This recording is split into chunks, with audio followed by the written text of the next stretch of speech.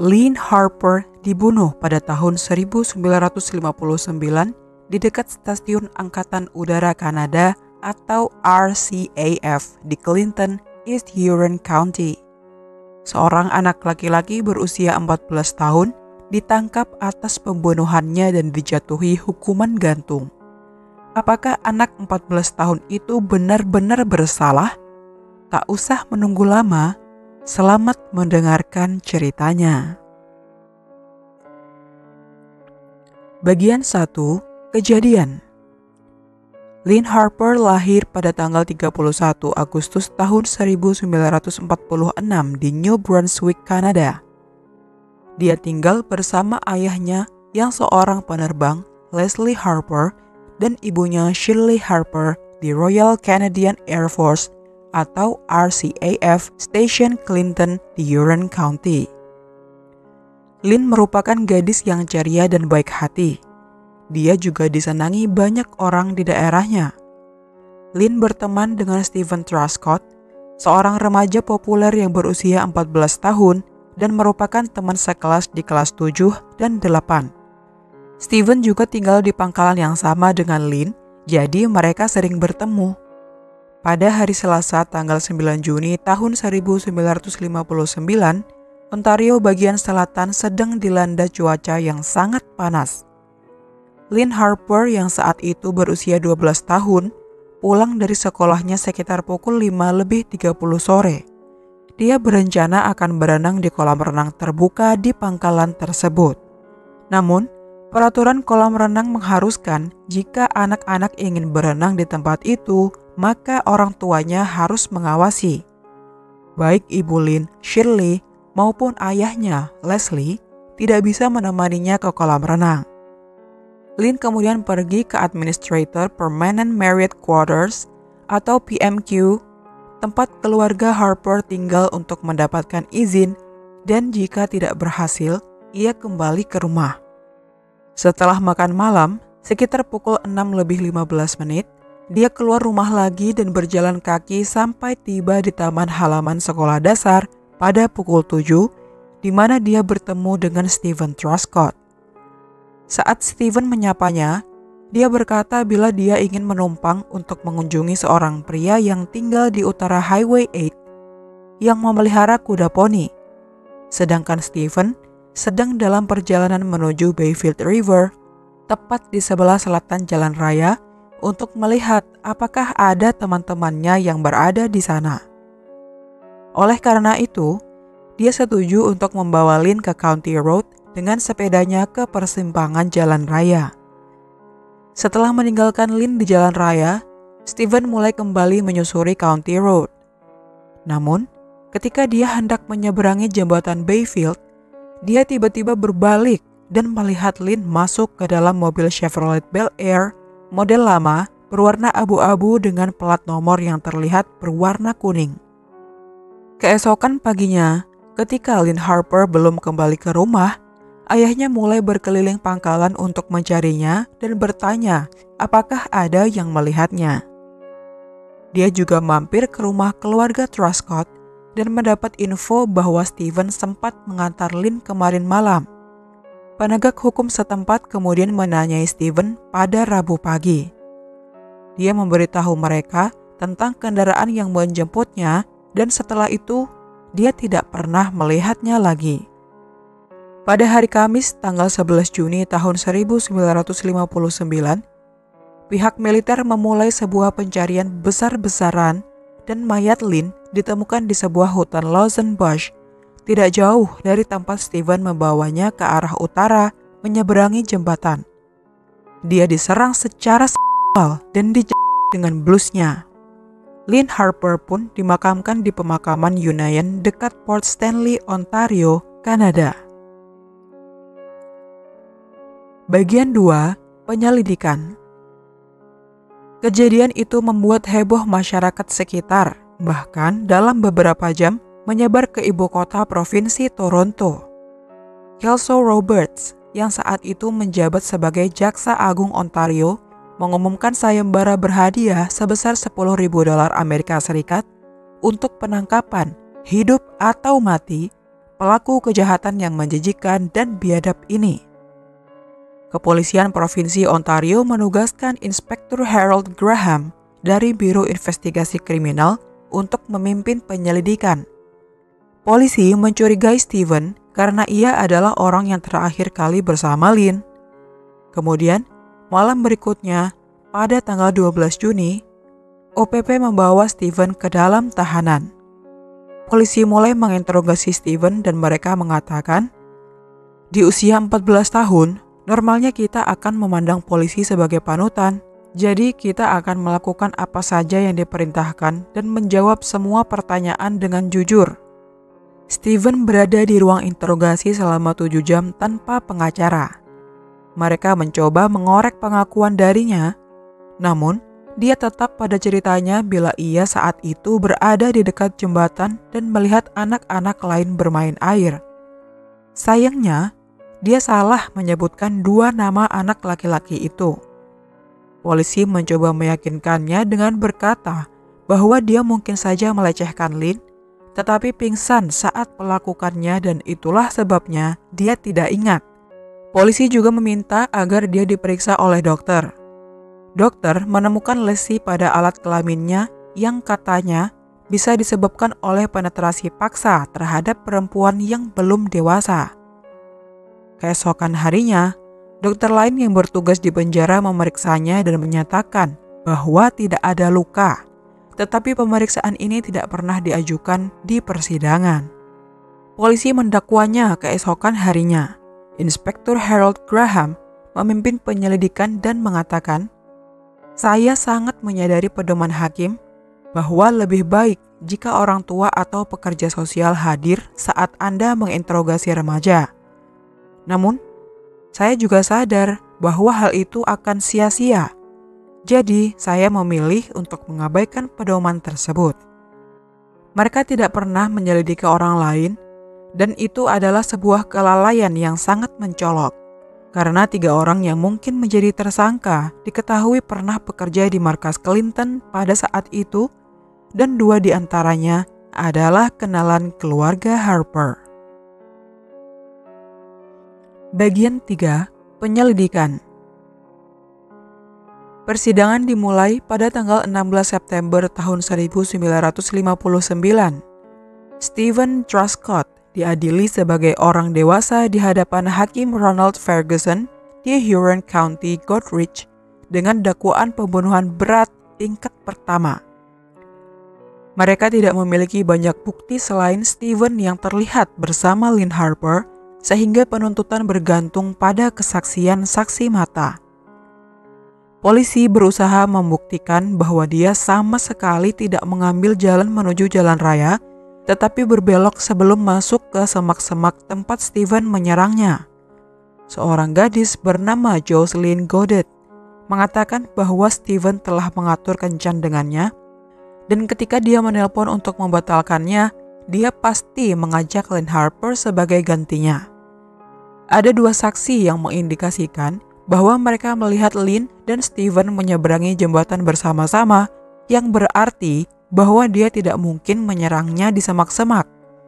Salah satu dari mereka telah memberikan informasi kepada polisi pada hari Rabu sebelum mayatnya ditemukan. Para saksi ini tetap berpegang teguh pada cerita mereka. Polisi kemudian mengatakan bahwa dia telah mengarang cerita untuk melindungi Steven dan bahwa dia tidak mungkin bisa melihat jembatan dari tempatnya berada di sungai. Belakangan, sebuah laporan polisi ditemukan yang menunjukkan bahwa polisi memang menguji skenario ini dan mampu mengenali seseorang dengan benar dari jarak tersebut. Di persidangan, jaksa penuntut meyakinkan juri bahwa mereka adalah bagian dari konspirasi untuk melindungi Steven. Ada juga bukti forensik yang dibawa ke persidangan mengenai waktu kematiannya. Jika Steven membunuh Lynn Harper, maka waktu kematiannya adalah antara pukul 19:15 dan 19:45 karena dia kemudian pulang ke rumah untuk mengasuh adik perempuannya.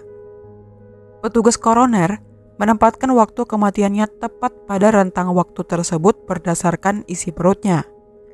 Para ahli sekarang mengatakan bahwa isi perut dapat memberitahu kita tentang makanan terakhir, tetapi tidak dapat memberitahu kita waktu kematian yang tepat.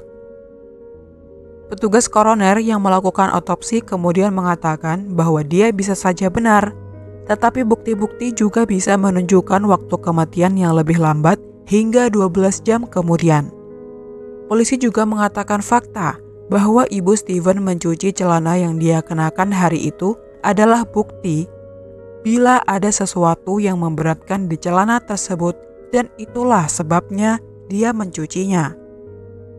Steven mengenang dalam bukunya yang berjudul Who Killed Lynn Harper, seiring berjalannya persidangan, optimisme masa remaja saya mulai memudar. Saya menyadari bahwa ini adalah lelucon yang sangat tidak masuk akal sejak awal. 2 minggu setelah persidangannya dimulai, juri yang semuanya laki-laki menjatuhkan vonis bersalah pada Steven Truscott dengan permohonan ampun. Hakim Ferguson kemudian segera menjatuhkan hukuman mati dengan cara digantung dan menjadikannya terpidana mati termuda di Kanada. Kanada menghapuskan hukuman mati pada tahun 1976, sebagian karena kasus ini. Pada saat itu, tidak ada eksekusi yang dilakukan selama 14 tahun. Eksekusinya ditetapkan pada tanggal 8 Desember. Bagian 4. Keringanan hukuman. Pada tanggal 20 November, eksekusinya ditunda hingga tahun baru 1960 untuk memberikan waktu bagi pengacara Steven untuk mengajukan banding. Pada tanggal 20 Januari tahun 1960, 2 hari setelah ulang tahun Steven yang ke-15, pengajuan bandingnya ke Pengadilan Banding Ontario ditolak. Namun, karena kemarahan publik yang meluas, hukuman matinya diringankan pada hari berikutnya menjadi hukuman penjara seumur hidup. Dia berada di fasilitas pemuda, tetapi dipindahkan ke Collins Bay yang dikenal sebagai sekolah gladiator. Dia bersikeras bahwa dia tidak bersalah dan menyarankan agar lembaga pemasyarakatan dapat melakukan tes apapun yang mereka inginkan. Para psikiater menggunakan serum kebenaran dan LSD untuk mencoba membuatnya mengatakan yang sebenarnya. Pada tanggal 24 Februari, permohonan cuti untuk mengajukan banding ke Mahkamah Agung Kanada ditolak. Sampai tahun 1961, tidak ada hak otomatis untuk mengajukan banding ke Mahkamah Agung Kanada dalam kasus-kasus hukuman mati, kecuali jika ada perbedaan pendapat di pengadilan yang lebih rendah. Pada tahun 1966, buku Isabelle Labourde's yang berjudul The Trial of Steven Truscott diterbitkan. Buku itu mengutip kelemahan serius dalam kasus penuntutan, memperbaharui ketertarikan publik terhadap kasus ini, dan membawa tekanan publik yang luas pada Mahkamah Agung Kanada untuk meninjau kembali vonis terhadap Steven. Pengadilan mendengar kesaksian lisan selama 5 hari pada bulan Oktober tahun itu dan mendengar pengajuan pada bulan Januari berikutnya. Pada tanggal 4 Mei tahun 1967, dengan suara 8-1, para hakim menguatkan hukuman tersebut. Bagian 5. Pembebasan. Pada tanggal 21 Oktober tahun 1969, Steven Truscott dibebaskan bersyarat.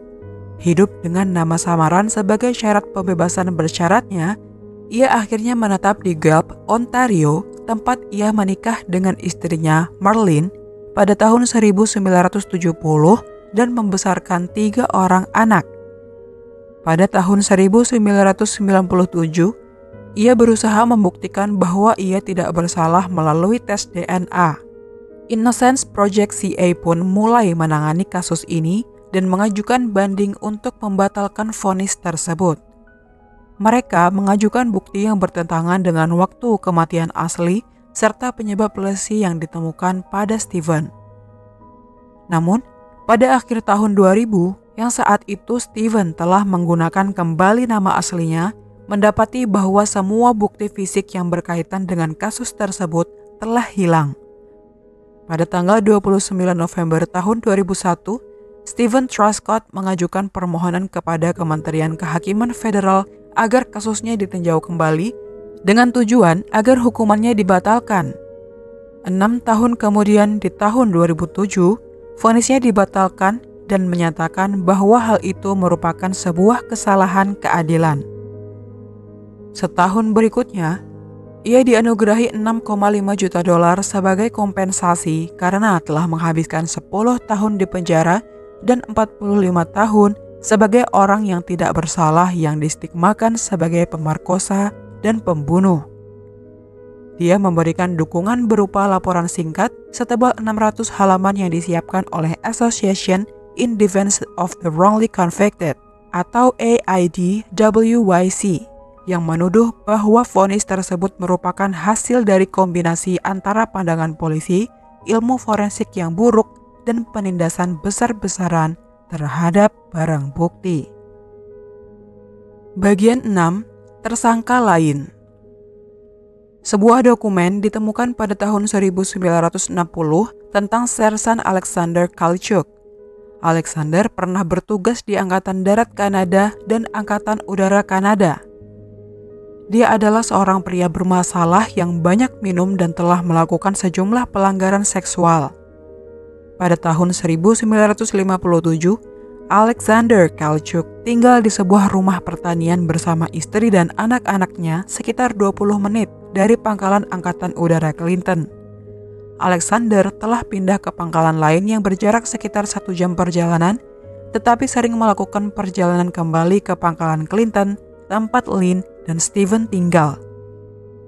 3 minggu sebelum pembunuhan Lynn Harper, dia mendekati seorang gadis berusia 10 tahun di sebuah jalan desa dan mencoba membujuknya untuk masuk ke dalam mobilnya dengan menawarkan celana dalam wanita. Dia pergi ketika dia melihat ayah gadis itu datang, tetapi kemudian ditangkap dan didakwa. Seminggu kemudian, dakwaan tersebut dibatalkan karena kurangnya bukti. Sementara itu, sebelumnya, pada hari yang sama, seseorang di pangkalan tempat dia ditempatkan pergi ke atasannya untuk melaporkan tuduhan atas perbuatan yang tidak senonoh. Pada tanggal 2 Juli, ia dilaporkan menderita ketegangan yang luar biasa, kecemasan, depresi, dan rasa bersalah. Dokter mendiagnosisnya dengan penyimpangan seksual dan reaksi kecemasan, dan dia dirawat di rumah sakit. Dia dibebaskan dan dipindahkan ke pangkalan lain. Ada laporan militer yang menunjukkan bahwa insiden di lokasi tersebut mulai muncul di koran-koran lokal. Polisi mulai memperingatkan keluarga dan gadis-gadis muda tentang seorang penganiaya tak dikenal yang berkeliaran di daerah itu dengan mobil.